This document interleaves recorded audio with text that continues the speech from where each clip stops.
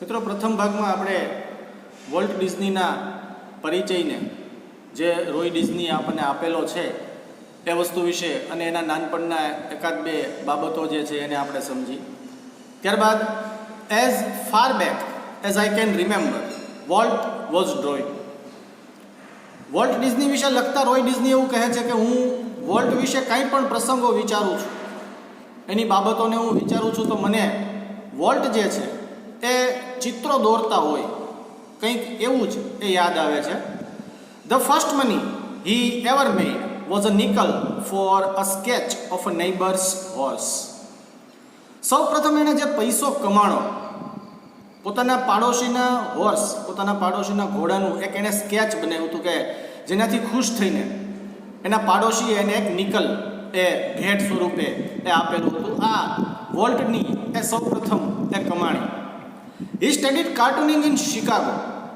પોતાને ચિત્રો દોરવાનો, કાર્ટૂન દોરવાનો એ ખૂબ શોખ હોવાના કારણે થઈ અને શિકાગોની અંદર આવેલી એક સંસ્થામાં એમણે કાર્ટૂનિંગ છે એનો અભ્યાસ કર્યો. And then started a little animated cartoon company in Kansas City that flopped.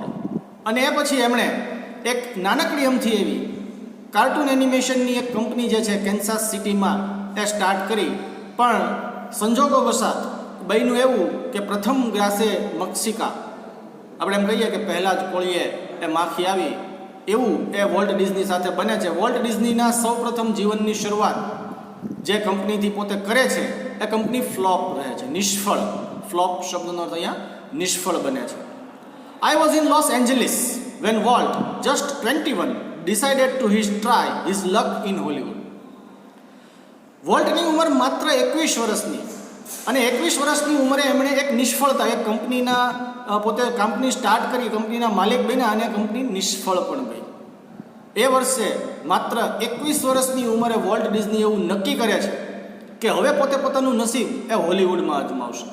અને એ વખતે લેખક છે એ પોતે લોસ એન્જલિસમાં છે જ્યારે વોલ્ટ એ પોતાનું નસીબ હોલિવૂડમાં અજમાવવાનું વિચારે છે ત્યારે. અને હોલિવૂડ લોસ એન્જલિસમાં આવેલું છે. તો તે પોતાના ભાઈને આના માટે એ વાત કરે છે અને પોતે કેન્સાસ સિટીથી ત્યાં આવશે એવું એ કહે છે. I met him at the station. બંને ભાઈઓ સ્ટેશન પર એ મળે છે વોલ્ટ ડિઝનીને લેવા માટે થઈ અને સ્ટેશન પર રોય ડિઝની આવે છે. He was carrying a cheap suitcase that contained all of his belonging. એકદમ સસ્તી, ચીપ એવી એક સુટકેસ જે છે કે જેની અંદર એનો તમામ સામાન છે, બિલોંગિંગ્સ. લગભગ એમ કહી શકીએ આપણે કે કોઈ પણ વસ્તુ લીધા વગર, પૈસા લીધા વગર, કારણ કે પોતાની કંપની જે છે કેન્સાસ સિટીમાં એ ફ્લોપ ગઈ હતી અને એટલા માટે હવે ફરી વખત પહેલેથી શરૂઆત કરવાની હતી. અને શરૂઆત કરવા માટેની પૈસા, મૂડીનું રોકાણ કંઈ જ એમની પાસે ન હતું. માત્ર વિચારો હતા અને એક મજબૂત, મક્કમ ઈરાદો હતો કે ભલે પોતાને નિષ્ફળતા મળી છે એનો અર્થ એવો નથી કે પ્રથમ પ્રયત્ને તમને સફળતા મળી જ જાય. વોલ્ટ ડિઝનીને પ્રથમ પ્રયાસમાં નિષ્ફળતા મળે છે પણ એ એનાથી જરા પણ હિંમત હારતા નથી. હિંમત રાખીને પોતે મહેનત વધારે છે. કદાચ એવું માને છે કે પોતાની મહેનતમાં ક્યાંક એ ઉણપ રહી હશે, કચાશ રહી હશે કે જેના કારણે થઈને એમને સફળતા ન મળી, અથવા તો એમની કોઈક બીજી પ્રોબ્લેમ કે જેના કારણે થઈને એમને સફળતા જે છે પ્રાપ્ત નથી થઈ. તો એમાં આગળ વધવાનો એ પ્રયાસ કરે છે. એકદમ સસ્તી એવી સુટકેસમાં એ પોતે લોસ એન્જલિસ જે છે એ આવે છે. We borrowed $500 from an uncle and Walt started a cartoon series called Alice in Cartoon Land. $500 એમના એક કાકા પાસેથી બોરો કરવું શબ્દ નથી, ઉછીના લેવા. એક કાકા પાસેથી $500 એ ઉછીના લઈને, પોતાની પાસે તો કંઈ સંપત્તિ, કંઈ પૈસા જે છે હતા નહીં, જે કાંઈ પણ હતું એ કેન્સાસ સિટીમાં એમણે રોકાણ કરી દીધેલું હશે અને એના કારણે થઈને પોતે નિષ્ફળ ગયા હશે. તો એવું બનેલું હતું કે જેના કારણે થઈને પોતાના કાકા પાસેથી એમણે $500ની રકમ એ ઉછીની લીધી અને એક કાર્ટૂન કંપની ફરી વખત લોસ એન્જલિસમાં એ શરૂ કરી કે જે કાર્ટૂન કંપનીનું સૌથી પહેલું વહેલું જે એમણે કાર્ટૂન ડ્રો કર્યું એ હતું Alice in cartoon land. It was tough going. એકદમ અઘરું હતું, મુશ્કેલ હતું, જરા પણ એ સરળ ન હતું. ને આમે સફળતા મેળવવા માટે થઈ અને તમારે અથાગ પ્રયત્નો કરવા જ પડે છે. તમે કોઈ પણ મહાન બનેલી વ્યક્તિની જ્યારે જીવનકથા વાંચો છો, જ્યારે એના જીવન વિશે તમે જાણો છો, તો તમને આ બાબતનો અચૂક ખ્યાલ આવશે કે એણે પોતે કેટલી સ્ટ્રગલ કરેલી છે, કેટલો સંઘર્ષ કરેલો છે, અને એ સંઘર્ષ થયા પછી એમને આ સફળતા જે છે, આટલું માન સન્માન એ પ્રાપ્ત થયું હશે. તો અહીંયા વોલ્ટ માટે પણ આ જ વસ્તુ થઈ. It was not easy going, it was tough going.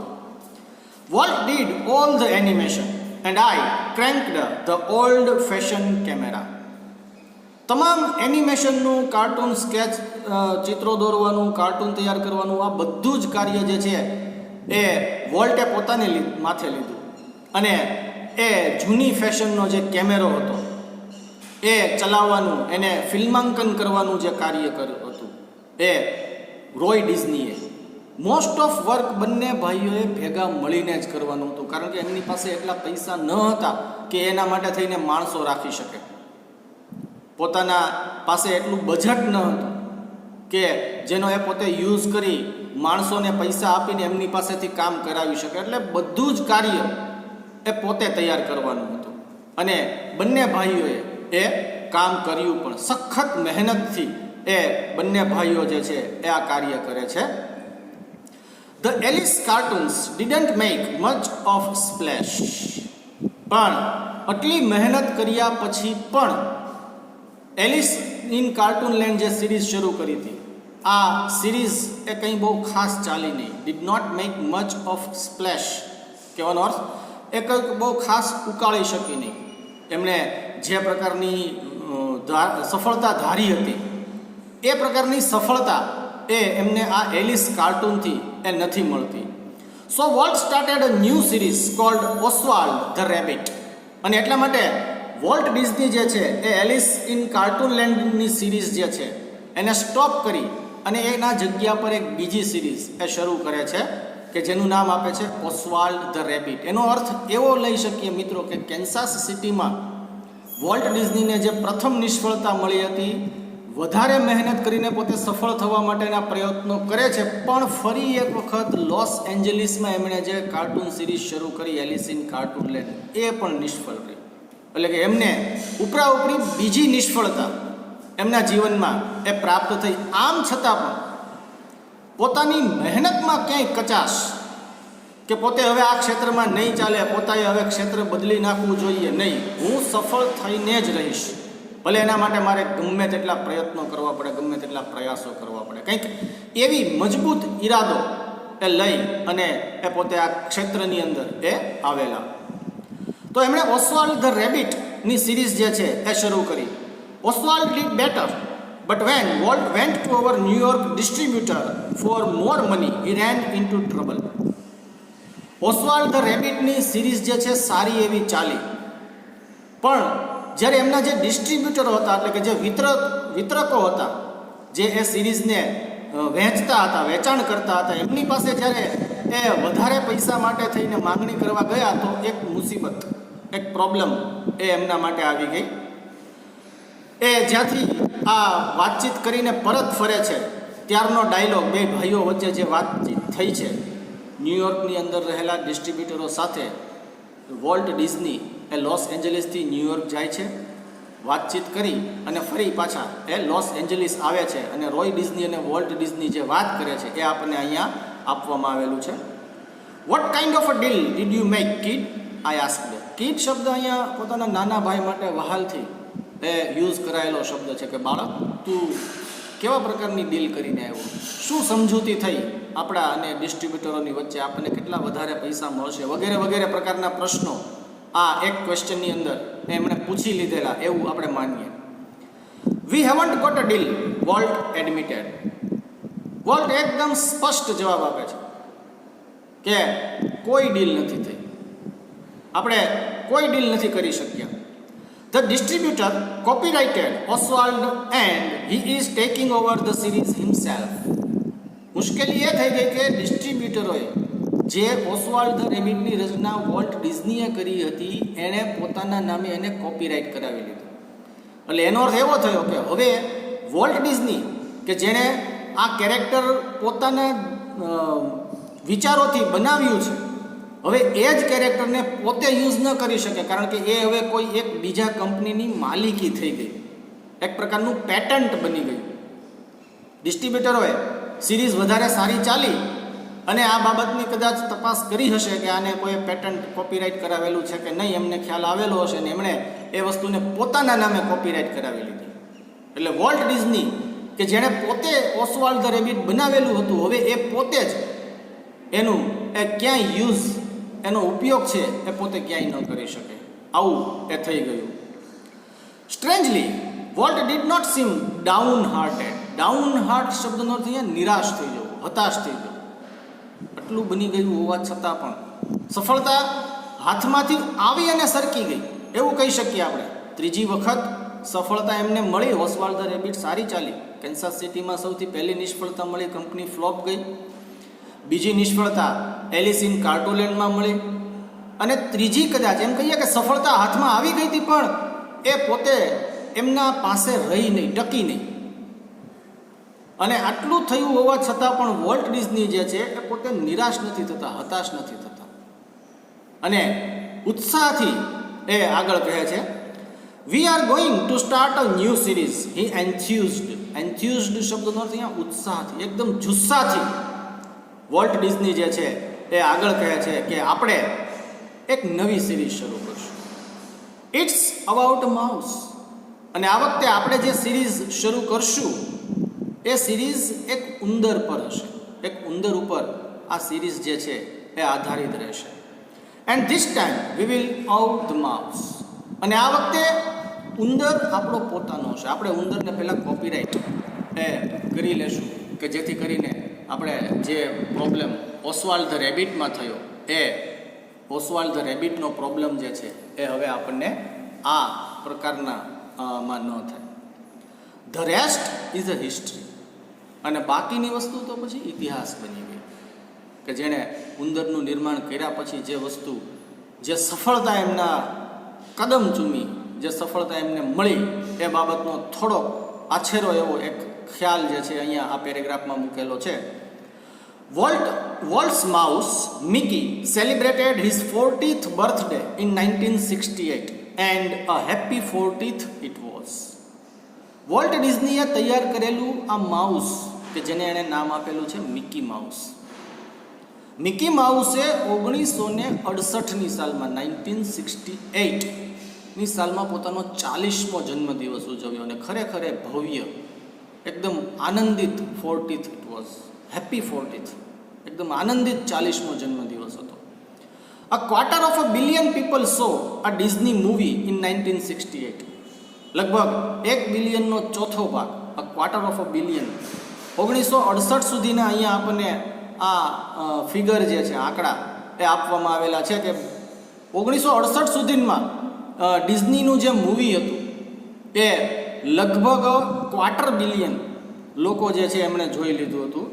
100 million watched આ ડિઝની ટીવી શો. લગભગ 100 મિલિયન જેટલા લોકોએ ડિઝનીના જે ટીવી શો પ્રસારિત થતા હતા એ ટીવી શો એ જોયા હતા. Nearly a billion read a Disney book or magazine.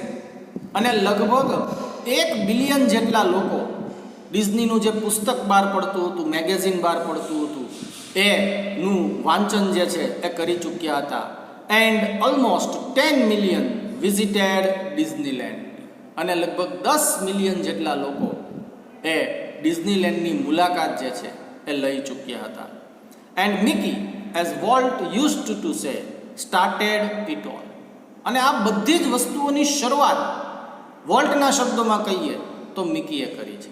Mickey માઉસના સર્જન થયા પછી એને આટલી સફળતા જે છે એ પ્રાપ્ત થઈ છે. આ બધી વસ્તુઓની શરૂઆત કરાવનારા વોલ્ટ ડિઝનીને આટલી લોકપ્રિયતા, આટલી નામના, આટલી પ્રસિદ્ધિ, આ બધી જ વસ્તુ અપાવનાર બીજું કોઈ નહીં પણ મિકી માઉસ છે.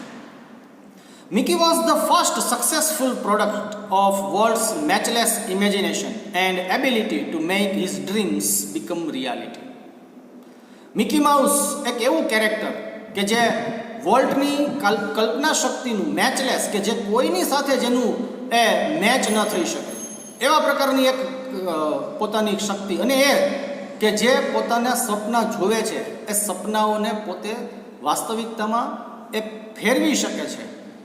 આ એક એનું ઉદાહરણ પણ ગણી શકાય કે જો તમે સ્વપ્ન જુઓ છો અને જો તમે મહેનત કરવા ઈચ્છો છો, મહેનત કરવાથી ડરતા નથી, તો તમે તમારા સપનાને વાસ્તવિકતામાં પરિણમી શકો છો. વાસ્તવિકતાની અંદર તમે એને ચેન્જ કરી શકો છો.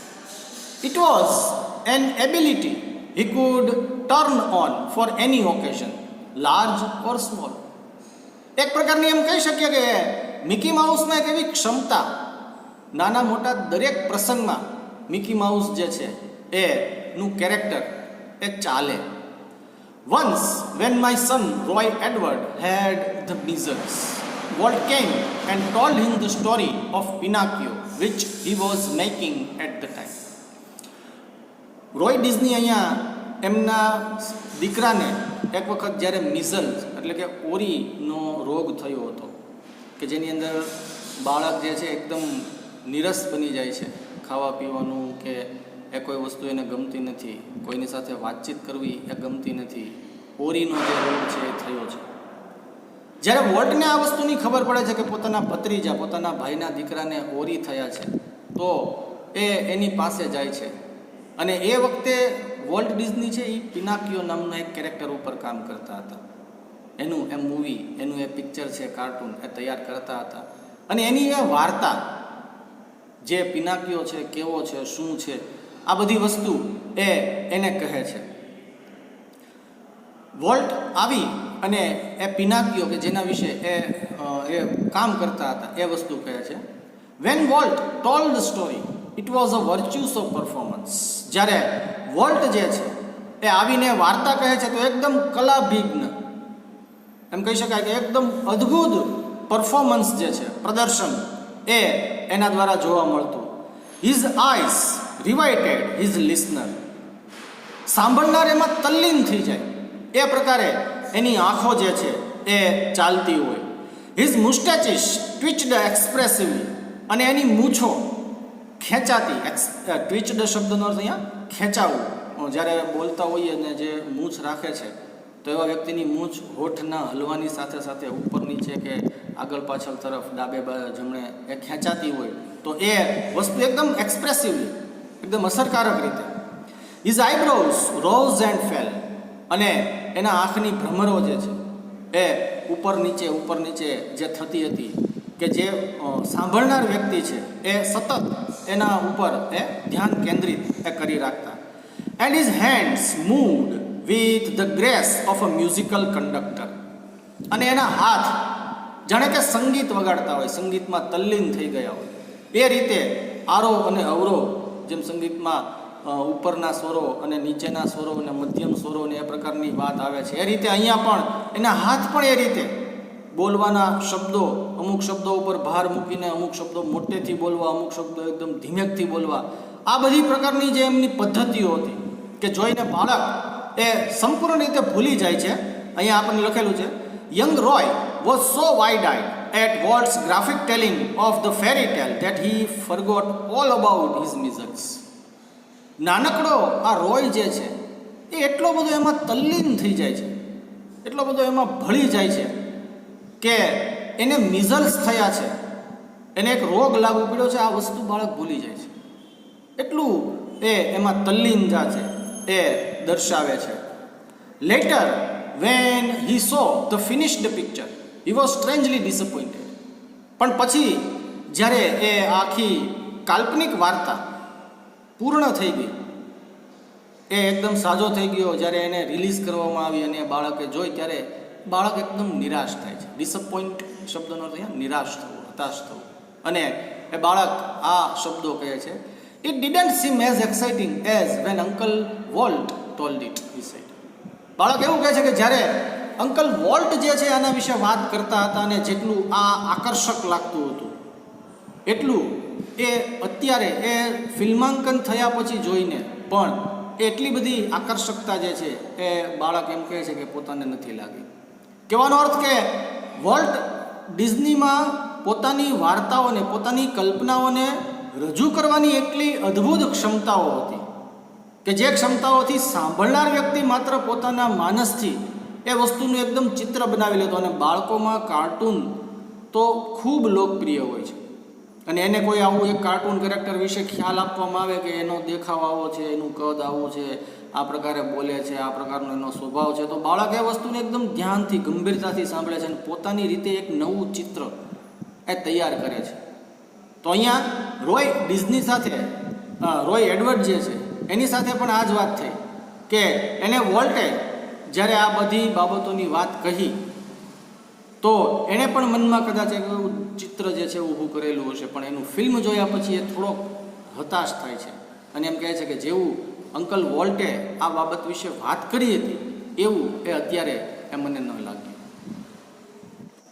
તો ત્યાંથી આગળ આપણે જોઈએ, like many people who worked to create humour, volt took it seriously. ઘણા બધા લોકોની માફક ઘણા બધા વ્યક્તિઓ આ વ્યવસાયમાં કે જે હ્યુમર, હાસ્ય જે છે, રમૂજ જે છે એને ઉત્પન્ન કરવાના એ વ્યવસાયમાં ક્ષેત્રની અંદર સંકળાયેલા છે, એમાંના વોલ્ટ એક. પણ વોલ્ટ એ વસ્તુને એકદમ સિરિયસલી, ગંભીરતાથી એ દરેક વસ્તુને એ જોતા હતા, સમજતા હતા. He would often sit gloomily through the funniest cartoon, concentrating on some way to improve it. એ કોઈ પણ કાર્ટૂનનો એકદમ હાસ્યાસ્પદ સીન ચાલતો હોય, ફિલ્મનું હોય કે એનું કાર્ટૂન હોય, પણ વોલ્ટ એકદમ શાંત મને, ગંભીર એ થઈ અને એના ઉપર ધ્યાન કેન્દ્રિત કરીને એ વિચારતા હોય કે આને હજુ વધારે ઇમ્પ્રૂવ એ કેવી રીતે કરી શકાય. Walt valued the opinions of those working with him, but the final judgment was always unquestionably his. પોતાની સાથે કાર્ય કરતા જે કલીગ્સ હોય એ બધાના એ ઓપિનિયન્સ, એ લોકો જે મત આપે કોઈ બાબત ઉપર, એમના અભિપ્રાયો આપે, તો એ અભિપ્રાયોને વોલ્ટ જે છે એ નો ડાઉટ એ સંપૂર્ણ રીતે શાંતિથી સાંભળતા, પણ ફાઇનલ જજમેન્ટ લેવાની વાત આવે, અંતિમ નિર્ણય, તો એમાં નિશંકપણે, અનક્વેશ્ચનેબલી એ એમનો પોતાનો રહેતો. Once after viewing a new cartoon with evident displeasure, એક વખત કોઈ એક આવો જ કાર્ટૂન સીન, કોઈ એક સીન જોઈને એમને થોડોક નિરાશા થાય છે. ડિસ્પ્લેઝર શબ્દનો અર્થ નાખુશ થવું. Walt called for comments from a group of our people, અને એટલા માટે વોલ્ટ આખા ગ્રુપને બોલાવે છે કે જેથી કરીને એ લોકો એમના ઉપર એ વિવેચનો રજૂ કરે, ટિપ્પણીઓ એ રજૂ કરે. વન આફ્ટર અનધર દે સ્પોક અપ, એક પછી એક બધા જ એ વ્યક્તિઓ છે એ બોલે છે. ઓલ ઇકોઈંગ વોલ્ટ્સ ક્રિટિસિઝમ, અને બધા વોલ્ટનો સાથ આપે છે, વોલ્ટની હામાં હા, વોલ્ટ તમે જે કહી રહ્યા છો તે સાચું છે, વોલ્ટ તમારી વાત એકદમ સાચી છે, કંઈક આવા પ્રકારના એ મત જે છે, અભિપ્રાયો એ દરેક આખી ટીમ પાસેથી એ પ્રકારે રજૂ થાય છે. Volt, I can get rubber stamps that say yes Walt, he snapped. એટલે વોલ્ટ આનાથી વધારે ગુસ્સે થાય છે, ખીજાય છે અને પોતાનો હાથ જોરથી એ ત્યાં રહેલા ટેબલ પર પછાડતા કહે છે કે આના કરતાં તો સારું છે કે હું એક સિક્કો બનાવી લઉં, સ્ટેમ્પ બનાવી લઉં કે જેમાં લખેલું હોય યસ વોલ્ટ. મારે 10 વ્યક્તિના મત જોતા છે, મારે 15 વ્યક્તિના મત જોતા છે, તો હું 10 વખત કે 15 વખત એ સ્ટેમ્પ જે છે એનો યુઝ કરી શકું. વોલ્ટ એવું ઈચ્છતા હતા કે દરેક વ્યક્તિ પોતાની રીતે પોતે જે કીધું છે એના કરતાં કંઈક વિશેષ એ બાબત ઉપર એ પ્રભાવ પાડી શકે, કંઈક વધારે એ સારું એને સમજાવી શકે. ઘણા વર્ષોથી એ બધા કામ કરે છે. Then he willed and asked the projectionist what he thought. પછી એ પોતાના પ્રોજેક્ટનિસ્ટ પાસે જાય છે અને તેને પૂછે છે કે એનો શું વિચાર છે આ બાબત પ્રત્યે. The man sensed the dissent was in order. વ્યક્તિ વિચારે છે કે અત્યારે વિરોધ એ કદાચ કરવો જોઈએ. બધાએ વોલ્ટનો સાથ આપ્યો અને એટલા માટે થઈ અને વોલ્ટ જે છે વધારે ગુસ્સે થયા છે. એટલે કદાચ જો હું એનો વિરોધ કરીશ, જો હું એનો ઓપોઝ કરીશ, તો કદાચ વોલ્ટ જે છે એ મારાથી ખુશ થશે, મને કાબેલ માનશે. I think you are all wrong, he declared. અને એ એવું કહે છે કે ના, તમે બધા ખોટા છો. Volt just green. વોલ્ટ આ વસ્તુને જોઈને માત્ર હસે છે, કારણ કે એ કોઈ એના પાછળના ઠોસ કારણો કે સાબિતીઓ જે છે પ્રોજેક્ટનિસ્ટ એ આપી નથી શકતા. વોલ્ટ સમજી જાય છે કે બધાએ સાથ આપ્યો અને એટલા માટે થઈને પોતે વધારે ગુસ્સે થયા, એટલા માટે માત્ર આ વિરોધ કરવાનો, દેખાવ કરવા માટે માત્ર આ વ્યક્તિ જે છે આ પ્રકારે બોલી રહી છે. You stick to your projector, he suggested. અને વોલ્ટ એને સૂચન કરે છે કે ભાઈ તમે તમારા પ્રોજેક્ટર પર કામ કરતા રહો. Volt involved himself in everything. Volt પોતાની જાતને દરેક બાબતોમાં લગભગ સંમિલિત કરતા હતા, સામેલ કરતા હતા. ઇન્વોલ્વ કરવું એટલે સામેલ કરવું, સંમિલિત કરવું. During one story conference on the Mickey Mouse Club TV show, the storymen pointer in hand was outlining a sequence called how to ride a bicycle. આનું એક ઉદાહરણ આપણને આપેલું છે કે વોલ્ટ નાનામાં નાની બાબતોને પણ કેટલી ધ્યાનપૂર્વક એ કાર્ય કરતા હતા. એક વખત એવું બને છે કે Mickey Mouse Club TV show જે છે એમની એક ટીવી સિરીઝ એ પ્રસારિત થાય છે બાળકો માટે, કે જેમાં બાળકોને હાઉ ટુ રાઇડ બાઇસિકલ, કેવી રીતે સાયકલ ચલાવતી, કઈ કઈ પ્રકારની સાવધાનીઓ રાખવી, એ બધી વસ્તુઓ જે છે એને સમજાવવામાં આવે છે, શીખવાડવામાં આવે છે. તો એ વખતે સ્ટોરી ટેલર જે હતા, એટલે કે જે આખી વાતને રજૂ કરતા હતા, વાર્તા કહેનારા વ્યક્તિ, કે જેના હાથમાં એક પોઇન્ટર, એક લાકડી એ રહેલી હતી, અને એ બાળકોને એ બધી એક પછી એક સ્ટેપ કેવી રીતે સાયકલ ચલાવવી એ વસ્તુ સમજાવતા જતા હોય, શીખવાડતા જતા હોય, એના સ્ટેપ એને સમજાવતા જતા હતા. Now, when you get on your bicycle, he began. જ્યારે શરૂ કરે છે વ્યક્તિ, સ્ટોરી ટેલર, તો કંઈક આવા શબ્દો કહે છે કે હવે જ્યારે તમે તમારી સાયકલ ચલાવવાનું શરૂ કરો. નાવ યુ ગેટ ઓન એટલે સાયકલ પર સવાર થવું એવા અર્થમાં. રાઇડ શબ્દ એનો સમાનાર્થી તરીકે લઈ શકીએ. Volt stop. જેવું પેલો વ્યક્તિ એ સ્ટોરી બોલવાની શરૂ કરે છે કે વોલ્ટ એને વચ્ચેથી જ અટકાવે છે, રોકે છે. Change your bicycle to a bicycle સે. એ એમ કહે છે કે તમે જે યોર બાઇસિકલ શબ્દનો યુઝ કર્યો એના બદલે અ બાઇસિકલ એવા પ્રકારનો શબ્દ જે છે એ તમે એનો યુઝ કરો. Remember, every kid isn't fortunate enough to have a bicycle of his own. કે યાદ રાખો, દુનિયામાં જેટલા બાળકો આ ટીવી શો જોઈ રહ્યા છે એ બધા કદાચ એટલા નસીબદાર નથી કે બધાના પેરેન્ટ્સ એમને એ સાયકલ અપાવી શકે. કદાચ કોઈકના માતા પિતા જે છે એમને સાયકલ ન પણ અપાવી શકે. અને એટલા માટે થઈને તમે અહીંયા જે યોર બાઇસિકલ એવો શબ્દ યુઝ કર્યો છે, એ યોર બાઇસિકલના બદલે તમે માત્ર બાઇસિકલ, માત્ર સાયકલ, તમારી સાયકલ એવો અર્થ નહીં. બાળકના મનમાં એક પ્રકારની કૃતજ્ઞતા આવે કે પોતાની પાસે સાયકલ નથી, કદાચ એ સાયકલ એના મિત્રની હોઈ શકે કે જેને પોતે ચલાવતા શીખી રહ્યું હોય. તો અહીંયા યોર બાઇસિકલ એવા શબ્દના સ્થાન પર માત્ર બાઇસિકલ એવો શબ્દ જે છે એનો એ યુઝ કરવાનો આગ્રહ કરે છે. આ એનું એક ઉદાહરણ છે કે વોલ્ટ નાનામાં નાની બાબતોને પણ એ પોતે પૂરેપૂરું એ ધ્યાનથી એ કાર્ય કરતા હતા. The story of Disneyland, perhaps better than anything else, illustrates Walt's vision and his stubborn determination to realize an idea he believed in. જો ડિઝનીલેન્ડની વાત કરીએ તો કદાચ આ વોલ્ટનું એક એવું ઉત્તમ ઉદાહરણ છે કે જે એની સ્ટબર્ન ડિટર્મિનેશન, એની મક્કમ જીદ છે, એક એવો ધ્યેય કે જેને કોઈ બદલી ન શકે, જેને પોતાના વિચારોને વાસ્તવિકતામાં કેવી રીતે પરિણામવા એ વસ્તુનો એ ખ્યાલ જે છે એ વોલ્ટે એ આ બાબત દ્વારા આ ઉદાહરણ એક આપેલું છે. For years, Walt had quietly nursed the dream of a new kind of amusement park.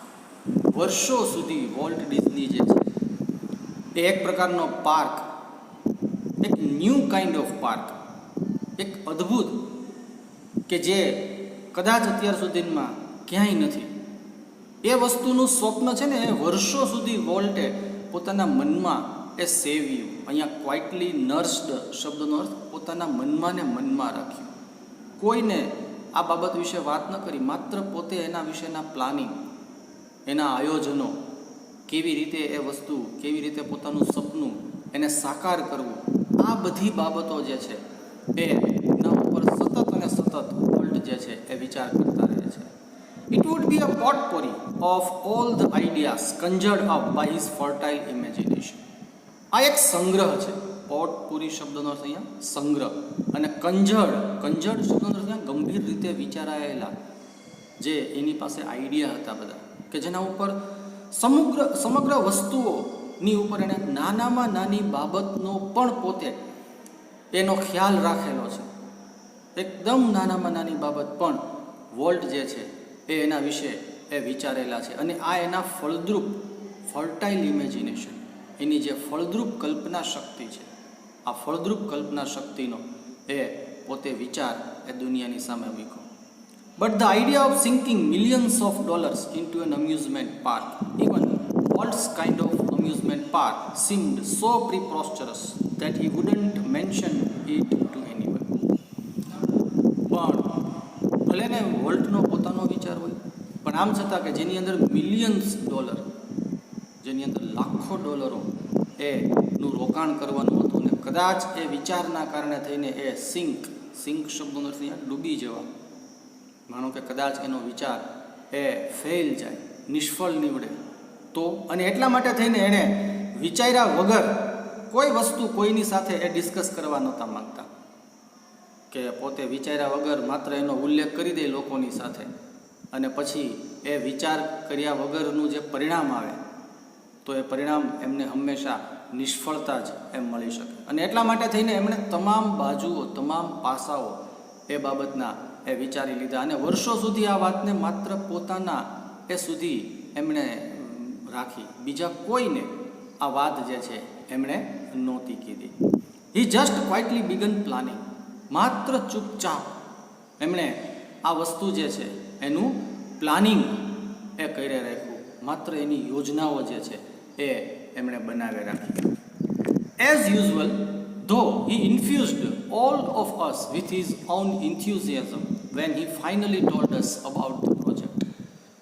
અને સ્વાભાવિક વસ્તુ છે કે બધી ટીમ સાથે તો ચર્ચા કરે જ તે અંતે, જ્યારે સમગ્ર બાબતો ઉપર એણે વિચાર કરી લીધા, અને એ પછી વોલ્ટ એ બધાને માટે પ્રેરણા સ્ત્રોત હતા, અને એટલા માટે બધાને ભેગા કરીને બધાનામાં એક જુસ્સો આપવા માટે થઈ, અને એકદમ લાસ્ટમાં ફાઇનલી એમણે આ પ્લાન જે છે પોતાના ટીમ મેમ્બરોની સામે એ રજૂ કર્યો. Someone asked, "What? How should the Disneyland look?" એમાંથી કોઈકે પ્રશ્ન પૂછ્યો ટીમ મેમ્બરોમાંથી કે વોલ્ટ, તમે જે આ ડિઝનીલેન્ડ વિશે વાત કરી રહ્યા છો એ કેવો દેખાશે, ડિઝનીલેન્ડ કેવું હશે, ડિઝનીલેન્ડમાં શું હશે? ક્વિક કેમ ધ રિપ્લાય. અને તરત જ એક પણ મિનિટનો, એક પણ સેકન્ડનો વિચાર કર્યા વગર વોલ્ટ એ પ્રશ્નનો જવાબ આપે છે. It should look like nothing else on the earth. કે એવું કે એના જેવું આ પૃથ્વી ઉપર બીજું કંઈ જ નહીં હોય, કશું જ નહીં હોય, એવો એ ડિઝનીલેન્ડનો પ્લાન એ પોતાના મનમાં છે. પ્રેડિક્ટેબલી વી હેડ ટ્રબલ રેઝિંગ મની. સ્વાભાવિક વસ્તુ છે, ધારી શકાય એવી, વિચારી શકાય એવી વસ્તુ છે કે સૌથી પહેલો પ્રોબ્લેમ એમના પાસે જે એમની સામે આવ્યો એ છે મની, પૈસાનો. But Disneyland did open in July 1955. પણ આમ છતાંય તે એ બધા પ્રોબ્લેમોને સોલ્વ કરતાં કરતાં જુલાઈ 1955ની સાલમાં ડિઝનીલેન્ડ જે છે એ સ્ટાર્ટ કરવામાં આવ્યું, શરૂ કરવામાં આવ્યું. Since that first day millions of people have flocked to see the unique creation of Walt's imagination. અને પહેલા જ દિવસથી લોકોના ટોળે ટોળા, ફ્લોક એવો શબ્દ અહીંયા યુઝ થયો છે લોકો માટે, ટોળે ટોળા, સમૂહના સમૂહો જે છે, લાખોની સંખ્યામાં લોકો જે છે એ આજ સુધીમાં એ ડિઝનીલેન્ડની એ મુલાકાત લઈ ગયા છે. વોલ્ટ ડિઝનીનું જે એક યુનિક ક્રિએશન છે, એક બેજોડ સર્જન, એક અજોડ સર્જન, એનો લાભ જે છે એ લાખો લોકોએ એ લીધેલો છે. Like a kid with a new toy, the biggest shiniest toy in the world. Walt used to wander through the park, staring as happily as any tourist. અને વોલ્ટ પોતે પણ જે વસ્તુ પોતે બનાવેલી છે એ જ વસ્તુને એકદમ આશ્ચર્યચકિત થઈને આ પાર્કની અંદર એ ફરે છે, જાણે કે કોઈ નાના બાળકના હાથમાં એકદમ મોટું અને ચમકદાર રમકડું આવી ગયું હોય, કે જે દુનિયાનું સૌથી મોટું રમકડું હોય છે, દુનિયાનું સૌથી ચમકદાર રમકડું હોય. એવી રીતે વોલ્ટ આ બધી વસ્તુઓ જે છે એને ધારીને એ પોતે સતત એનું અવલોકન કર્યા